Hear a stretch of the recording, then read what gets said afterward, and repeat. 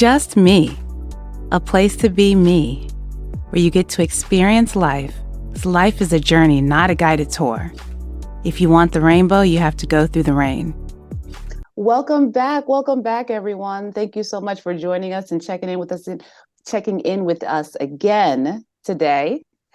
So last episode, we left off talking about and discussing some of the things, the carryover for core values and beliefs, specifically the stories, the ideas, the beliefs that we've gotten from the people who raised us. We focus specifically on moms, but it can be a mom figure, it can be a father figure. It just so happens with this podcast, we focus on moms, but really what we gathered from our maternal caregivers as it relates to the idea of beauty. And that means what we did as far as growing up, what we were told to do, what experiences we had with our peers. And so after talking a little bit about the concept of beauty and what we got from our childhood, we transitioned over into something else that we can learn behaviors from our childhood. And that includes that idea of expectations, resting, relaxation. And what does that look like in the grand scheme of things of your life? So last week we discussed how there are different behaviors that we witness other people in our lives perform, especially at a younger age, where it kind of sets the undertone for what we do as far as how hard we work, our expectations, and what we're able to do, and what we push ourselves to do, and the reality of that. So we had indicated that we were going to discuss a worksheet and an activity that I do with my consumers, and it's called What's on Your Plate. And the concept of this worksheet is to really take all of your responsibilities that you have in your life and put them into categories. So on a white sheet of paper or whatever notebook or anything like that, I want you to think about all of the roles that you have. So for me, I would think about being an employee, an entrepreneur, a daughter, a friend, an aunt, and those would be my responsibilities. But then from those responsibilities, I would break them down even further and say, underneath those core responsibilities that I have, what exactly do I have to do on a daily basis that requires me to show up and be those roles? So when I really think about it, to be a daughter and a caregiver means that I may have to show up to doctor's appointments with my family members. It means I may have to have emotional conversations with my loved ones in regards to care, in regards to transition, in regards to just watching your parents getting older. As an employee, I have to be present at the meetings. Regardless of what I have going on in my own personal life, I also have to show up and give valuable feedback, insight. As an entrepreneur, you're constantly seeking different opportunities to elevate your business. So that requires a lot. So let's take a second, and I want you guys to really think about some of the responsibilities that you have on your plate. And Miss Sharita, Miss Tracy, what do you guys have as far as some responsibilities on your plate? So I would start a mom, a wife, a daughter, a sister, the director of several organizations. I play major roles within the church. I'm a neighbor. Mm-hmm. So you're right. So I have a lot of roles that I play on a daily basis. So because I have a lot of roles that I play on a daily basis, I have to be very intentional as it relates to how I show up for those roles. And the way I show up for those roles were habits or learned behaviors I received from my family. I came from a Christian rounded family, and all I saw and all I see now is they are constantly serving. So in all these roles that I am involved in, I am serving the people. A downside to that is sometimes I can overserve where I'm underserving myself. Yes. Yeah, so so there are a lot of complex roles. These roles are constantly changing. So when I say they're constantly changing, situations are constantly happening within these roles. So it's not like roles that you are constantly doing the same thing every day. There are situations that show up daily within these roles where the responsibilities within these roles change.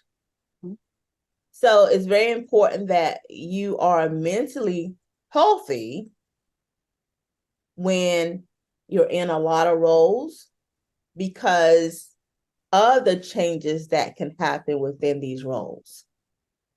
And I can also say as it relates to these roles, I gain a lot from these roles. So it's not like I'm putting all in and not receiving out.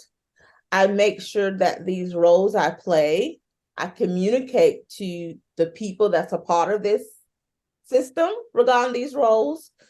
They understand the expectations and we're working together. But sometimes it may not be balanced, as I said earlier, because sometimes I overserve because of my desire in the roles to do my best. And sometimes my expectation regarding these roles can be unrealistic as it relates to the people that are in these roles. So number one, you're constantly changing within these roles. Number two, because you're constantly changing in these roles, you have to be able to have the mental and physical capacity to work whatever your job descriptions are within these roles. But you also have to be realistic as it relates to what you can do within the roles that you serve, because sometimes unrealistic expectations can cause a lot of burden on the people that are doing these roles. I like what you said, Ms. Smith. I like what you said when you had indicated that, paraphrasing here, that change is constant. Mm-hmm. And if we don't allow in our lives, literally allow in our lives for flexibility and change, then it can lead to a lot of stress, but it can also lead to missed opportunities. And I say missed opportunities because change is how we grow. However, if we get to a point where we're going, and we're navigating through all of these roles, and we don't allow time and space to really process and really be intentional about the conversations that we have, being intentional about being aware of the triggers that we have, about the areas of growth that we need to continue to have, then we are literally running a rat race. And I see that so often when consumers do come in and begin counseling, begin therapy, is that we're talking about concerns, we're talking about challenges that they're having and stressors. However,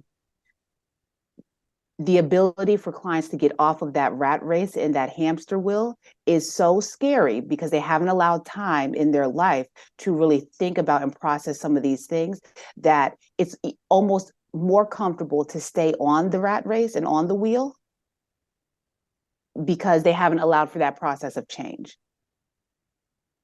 And a lot of times this challenge with change can be a learned behavior that we've seen from other people in our past or other people in our present.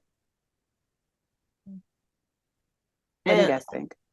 Well, all of that makes sense because I've noticed with a lot of people that come into therapy, that is their main concern as it relates to losing themselves, as it relates to the roles that they play or serve, because they get so consumed within the roles where it's not about them anymore. It's about the people that they're serving within these roles. So I do like the concept that you expressed as it relates to really resting and relaxing as you are navigating through those roles. And a concept that can help when you're resting and relaxing is self-awareness, like really figuring out like, hey, should I be in this role or should I pull back within this role? Is this role too much for me? So within that rest and relaxing like period, like really doing a self-analysis as it relates to is my position in this role good for me? Because you're right, it constantly changes. So you have to always rest, relax, and I always say reset and look at things to make sure that I am doing the best that I can in this role based upon my ability.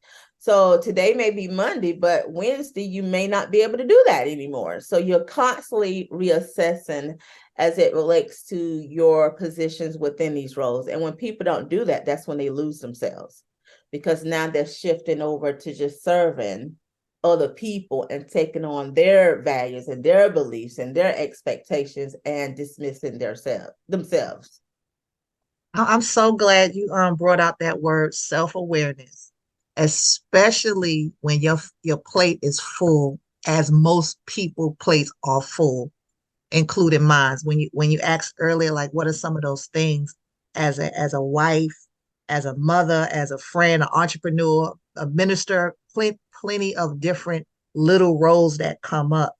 And like for me, I went into this year as like I only want to have a handful of stuff, just that much on my plate. And I was good all the way to like August, September. And then I noticed is like, wow, I got all of this stuff going on where I only want to operate with a handful. So I like with the worksheet when you put out in the beginning, really, and I got it in different areas of the house. I would sit down and write all the things that I am responsible to, or the things that I'm involved in as a servant, like you said, and notice like, wow, the one thing now for me as a mom, that role is pulling the most of me.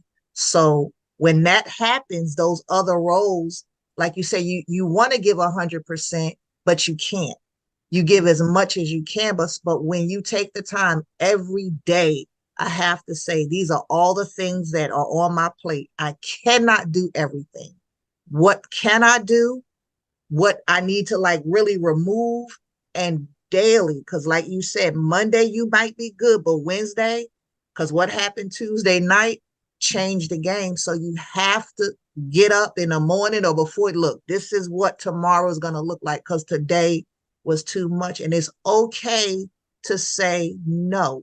It's okay to say, as much as I would love to, I cannot do it right now. And that communication, when you have multiple roles, I remember on yesterday, I came in and was like, I might be present, I might be here, but I am not present.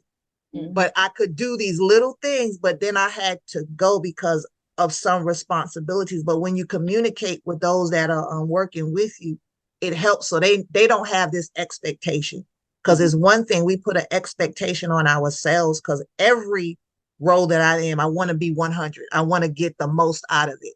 That's a high expectation.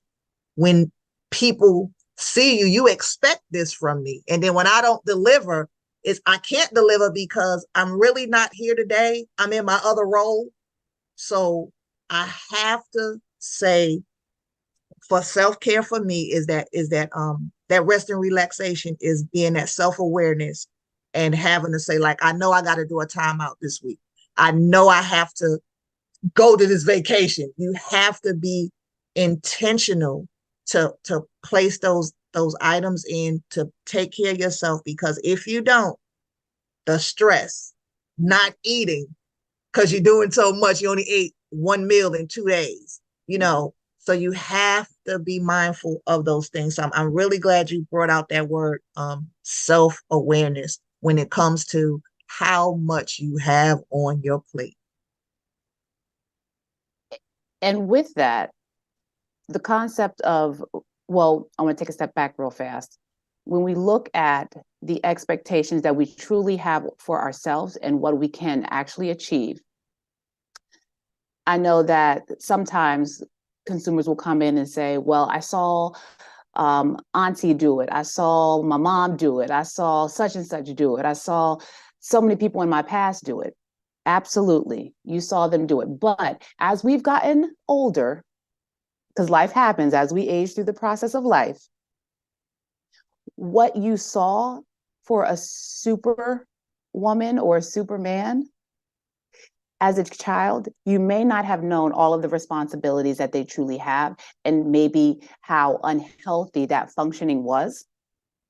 I remember I used to see my mom just going. And I thought, okay, if she can do it, I definitely have to be able to do it. I have to match that energy.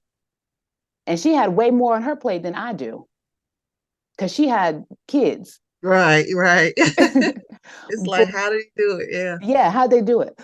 But then when you start to go through life and you start to see some of the other stressors that happen, bills,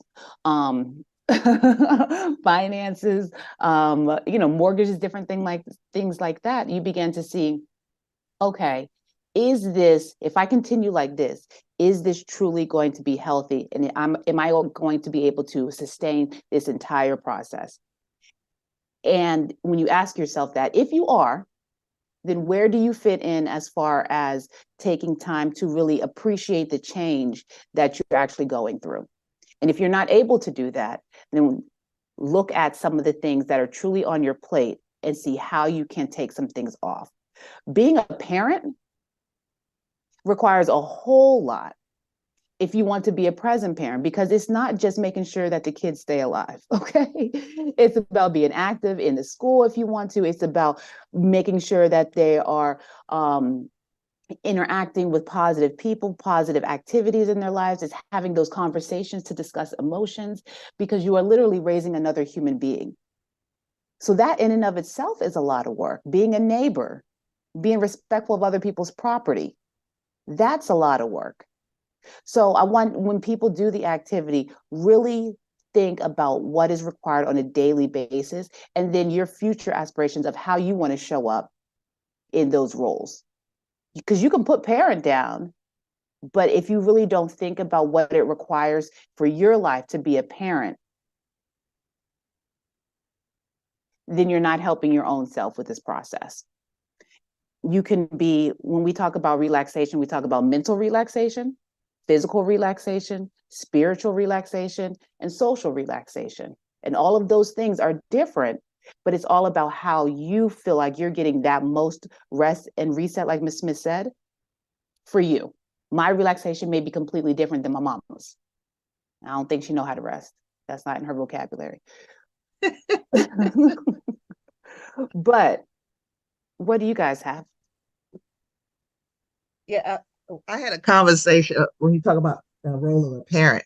I had a conversation with my son, who's a new parent, and all the things the things that are now on his plate.